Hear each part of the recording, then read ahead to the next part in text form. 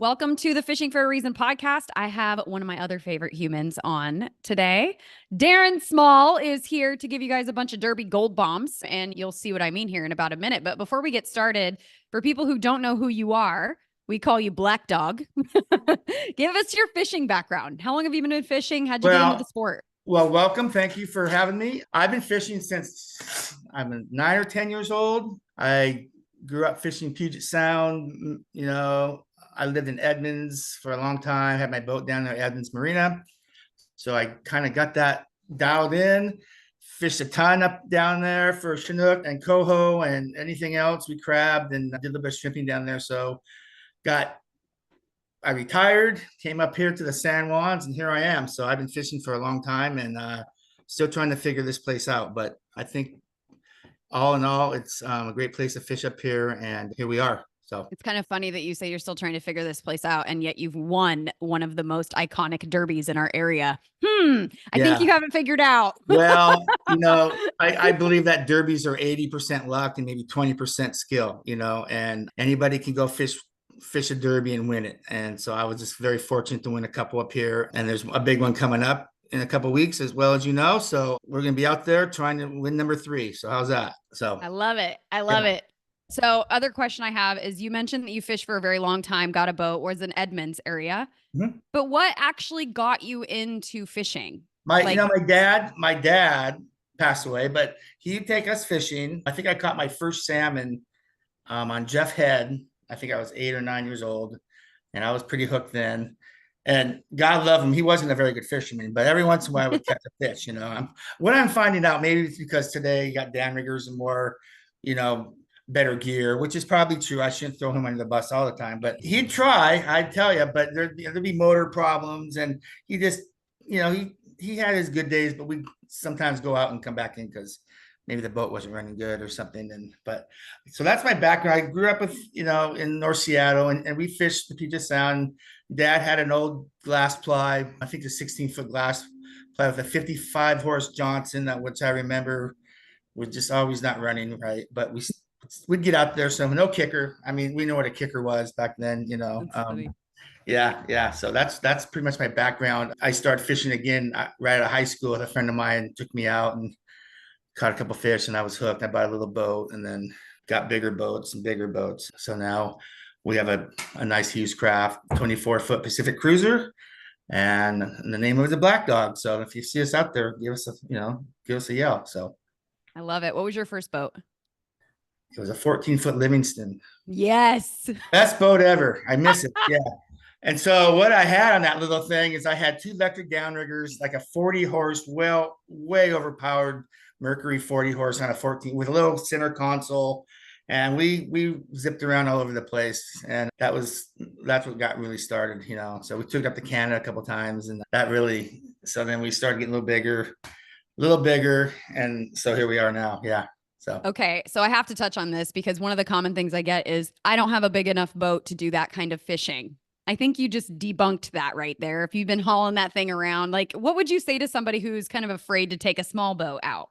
You got to watch the weather for sure. I mean, there's a lot of guys take small boats up to CQ. I was up at Nia Bay a couple of weeks ago, and there's guys up there in 14 footers, smaller even than my Livingston at the time. So just be careful. Watch the weather, obviously. Wear your life preserver all the time. But yeah, you can get out there and just watch it, though. I wouldn't go out in the ocean with one, but if you're out in front of CQ or Puget Sound's, no problem. Just make sure it's a good weather day and you should be fine. Wind picks up, go in. Don't try to be a hero out there. So yeah, it's a blast, a smaller boat, because you got a perspective. You're right on the water, and so when you get that hit, you're right there. Like in my boat, you got to run over there and do all kinds of stuff. You know how it is on a bigger boat, but when you're in a little boat, it's a different perspective for sure. That's awesome. I love it. So what made you fall in love with the actual sport? And is salmon your go-to, or do you like all saltwater species? Salmon's, of course, my go-to, but I had a pretty good halibut season this year. And so that's a little bit of addicting too. I'm kind of waiting for that to open up. So, but salmon's my go-to for sure. But, it's nothing better catching a big halibut too. I tell you, that it's like, oh yeah. Yeah. It's pretty cool. So, but yeah, salmon for sure. So we kind of touched on it a little bit ago about you fishing a derby. I want to flash back to your first derby. What was your first fishing derby? What was it and what made you sign up? Well, I think my first salmon derby was an Edmonds coho derby. Obviously, I lived in Edmonds.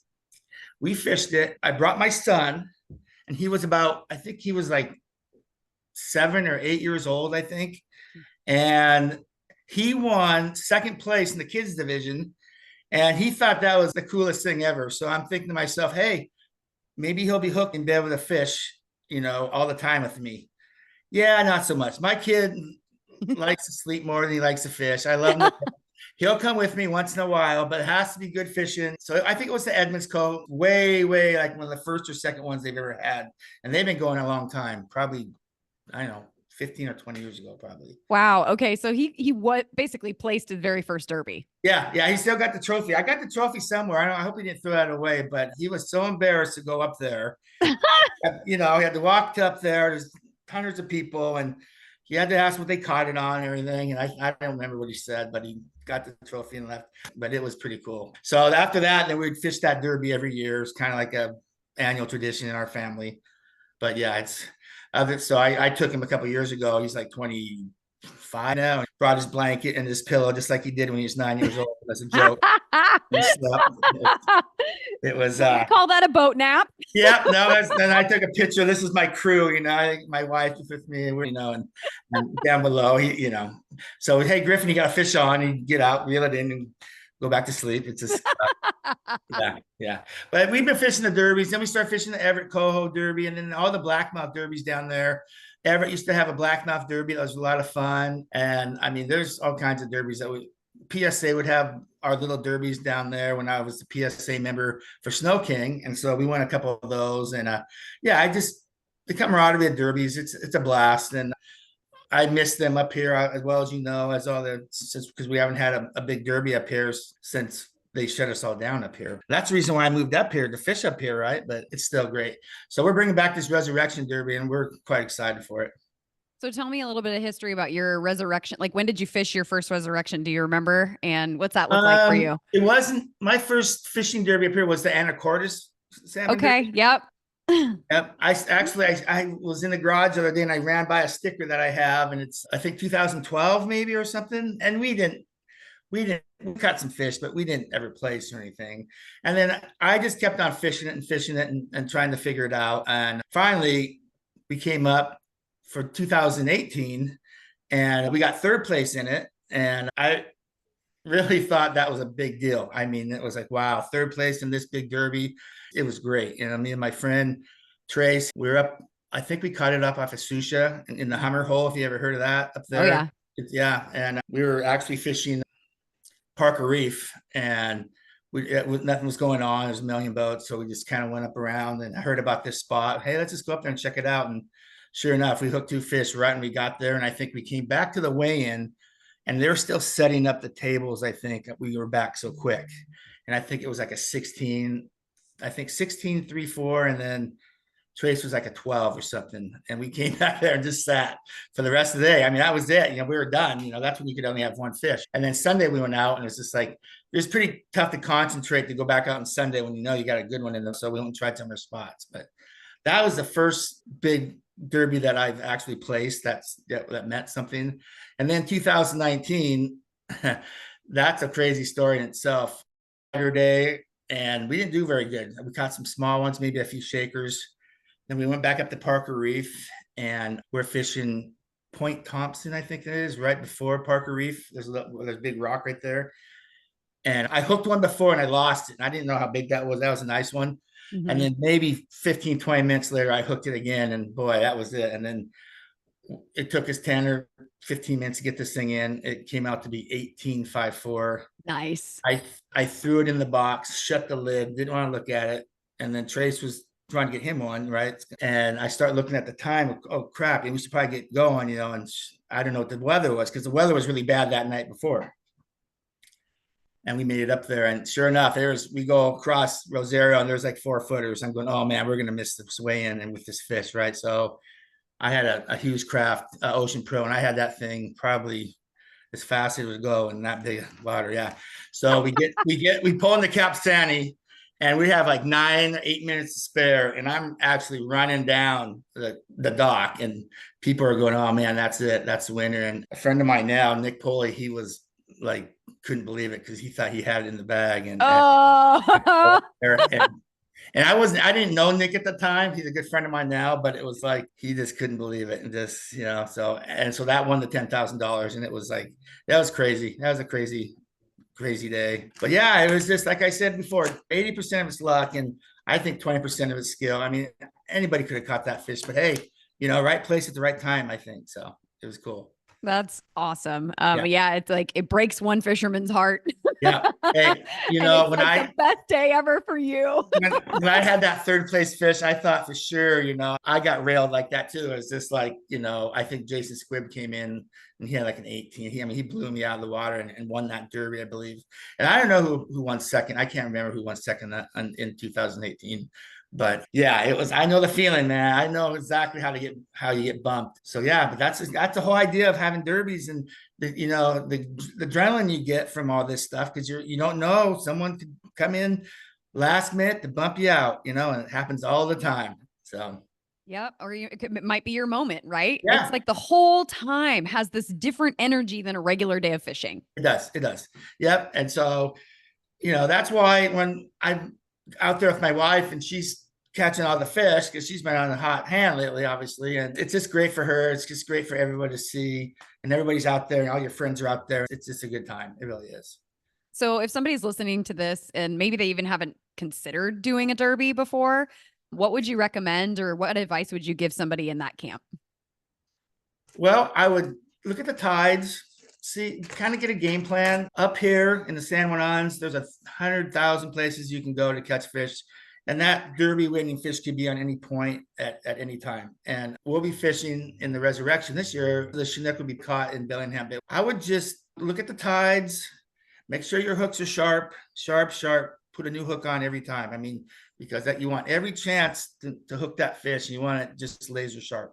Check your leaders, check all your gear, make sure your boat's running good, make sure your downrigger cable is all good, everything so you don't have any problems, when you're out there. And talk to people too. Some people on derbies won't say anything, but other people might, but the best of all, most things, have fun. Don't take it too seriously, because it won't be any fun after that. Because I've noticed I've taken it too seriously. I'm a little bit competitive, as you know, and it's not worth it. It's just fun, have fun with it, and just have a blast, and you'll catch fish. I love it. I love it. And also, so this derby is coming up August 16th and 17th here in the San Juan Islands. And traditionally it was a winter derby. So Sure was. luckily we're not going to have to fight those crazy weather situations. Right? Yeah. Hopefully. Freeze our butt off. Yeah. Yeah. How are you fishing it? What are your thoughts? What are you going to use? Where are you going to go? Obviously Well, Bellingham Bay, but yeah. I'm gonna probably get out there really early, and I look at the tide. I'll probably start at that Red Can at Sinclair and fish that side.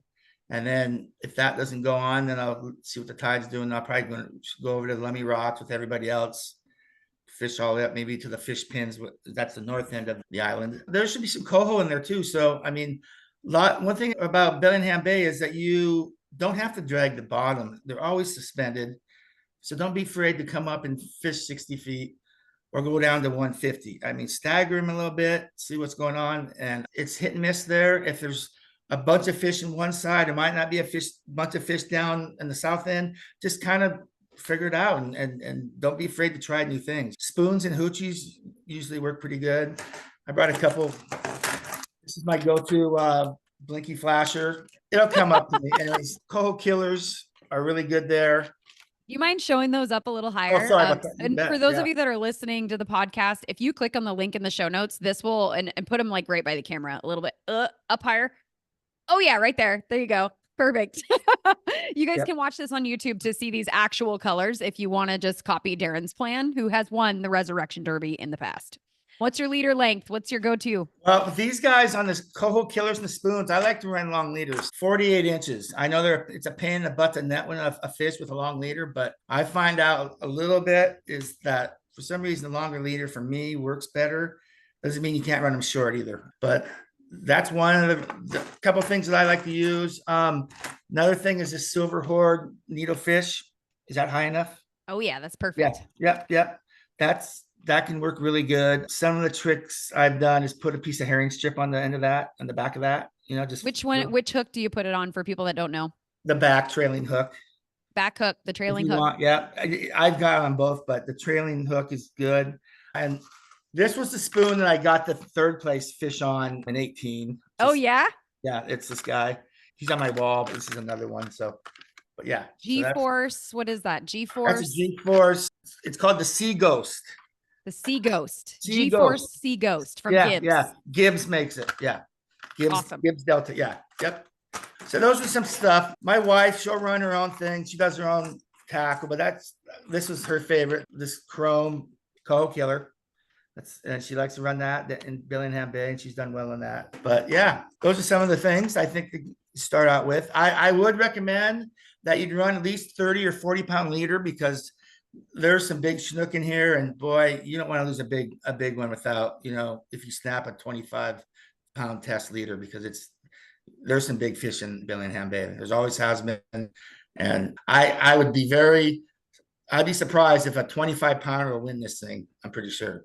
Yeah, it's going to be a lot of freaking fun. Yeah, it's going to be a blast. I'm excited.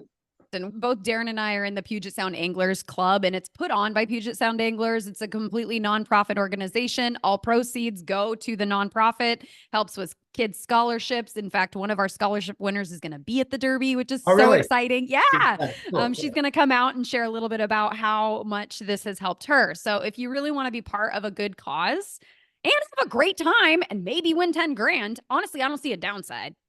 I don't either. No, I'm sure the weather will be amazing because it's August, right? Maybe some fog or something, but it's nothing that can't handle. But yeah, keep my fingers crossed. We're excited to do it. I got some family coming in from Oregon that's never caught a salmon before, so we're excited about that, having them coming up and experience this P&W up here in the Pacific Northwest. It's great. Well, and really, even to fish your first time in a derby, how exciting is that? Right? Yeah. I don't think they know what they're getting into, really. Yeah, we're excited about that. Hope everybody can come out, and if they see me go by, say hi. And say hi and just follow his boat. Don't follow me. Follow Scott and Jamie. They're pretty good too, So you can follow me all you want, but don't, This podcast is really a cool thing you're doing, and we're excited to keep it going. This is be wonderful. It's awesome. Thanks. So I'm totally going to switch gears on you. Thank you so much for talking about the resurrection. We need to talk about coho. I keep getting people that reach out to me asking for tips and ideas of how to actually go target coho specifically, now that our opportunity to catch kings is not as abundant as coho. Yeah, we have one more day in our king opener. They did give us one more day on Sunday. That'd be what, August 4th? Is it 4th? And this coming Sunday. So they did give us one more day. We'll take what we can get. But after that, it's almost time to turn to coho. But yeah, what do you want to know? What do you want to start first? So if you're all right with it, I'd like to read his exact question to you. Is that okay? Yeah. Cool. So he just said, hey, I'm gearing up for silvers and I'm gearing up for the upcoming halibut season. However, I really want to target silvers. Do you have any tips? What's the best depth? Will divers work? I do have downriggers, color of lures, hoochie. Basically, he wants to specifically go for coho. What should he do? Yep. Well, if starting out, I would use a downrigger. They're just a lot easier to use. Divers are fun on the top line, but if you're gonna use a diver, I'd put 4 ounces of lead on it, because that's a lot easier than those divers. I'm not knocking those divers. They work, but if you can use a downrigger, that's probably a good start. I'd run 12 or 15 pound balls. For the gear, I'm a hoochie guy. I love the fish hoochies, flasher squid for coho. I'll use any of these same thing for Chinook, what I showed you earlier. These GoPro Blinky flashers are pretty good. Okay, I gotta ask you a question. Interrupting you. Why Blinky? What do you love about the Blinky? I think the cohos, I just think these Blinkies trigger a bite better when they see that light. A lot of guys don't, would argue with me, and that's fine. That's their project, whatever. But these guys, when you get a brand new Blinky in here, it's crazy in the water. You see this thing blinking, right? And coho, they're feisty. They're curious. They're not like a big Chinook sometimes. They get into everything. They're like a puppy dog, right? They want to see stuff going on, right? So I would use one of these. I'd run one of these squids, just a what is there? What kind of squid are these? They're 3.5 squids. Put a skirt in there. I don't have any skirts with me. Look, oh, yeah. Or you can also put one of these ace high flies inside of the squid. Oh, that's a good idea. So my wife loves to do that, and that kind of gives it more bling, you know.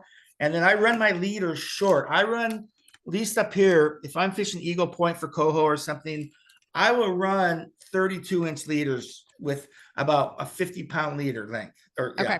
Yeah, got it. So 50-pound leader, and Test. then 32 inches off the back. 32 inches off the back. So it's really whipping. So it's really whipping back and forth.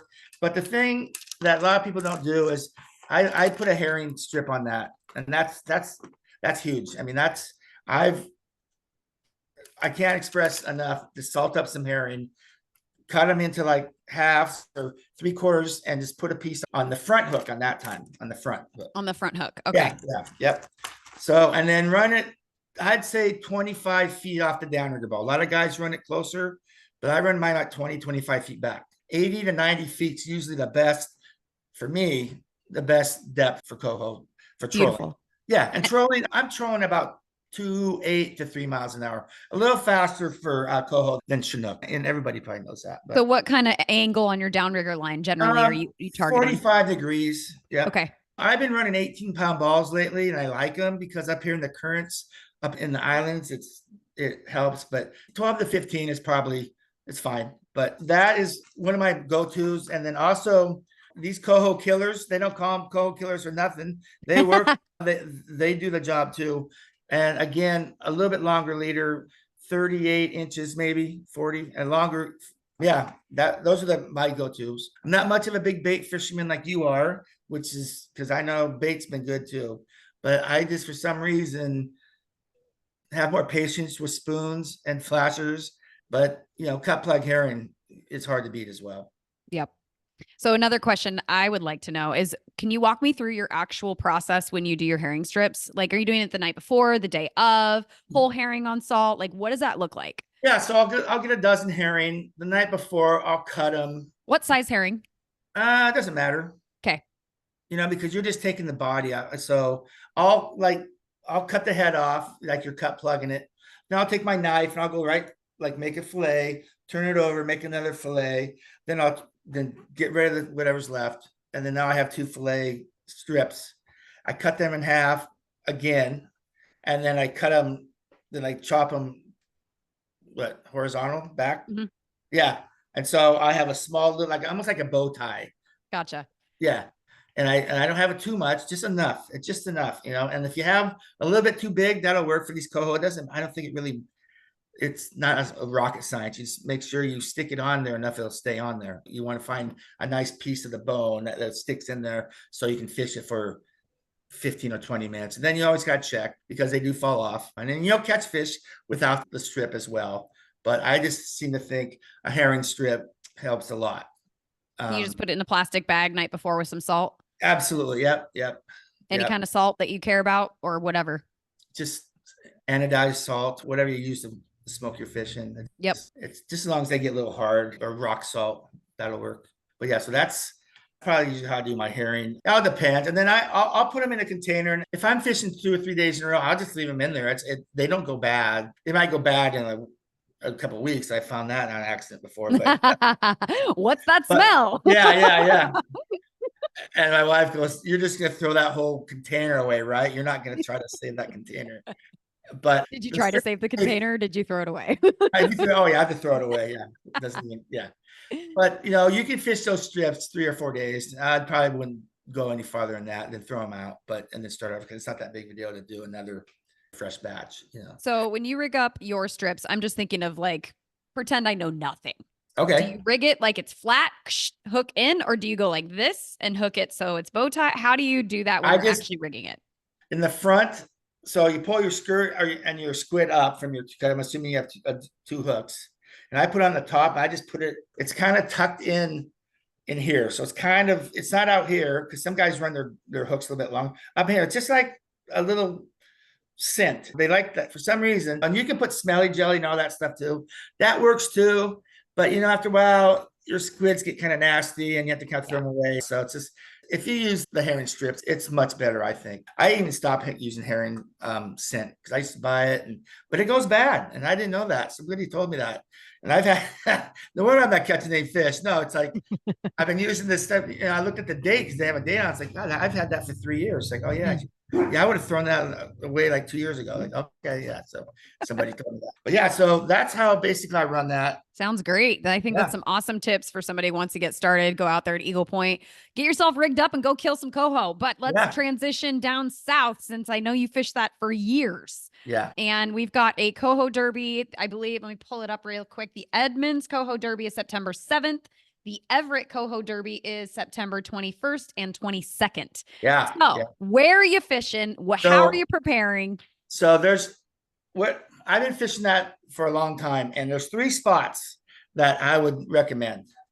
So, and it all depends on an area 8-2.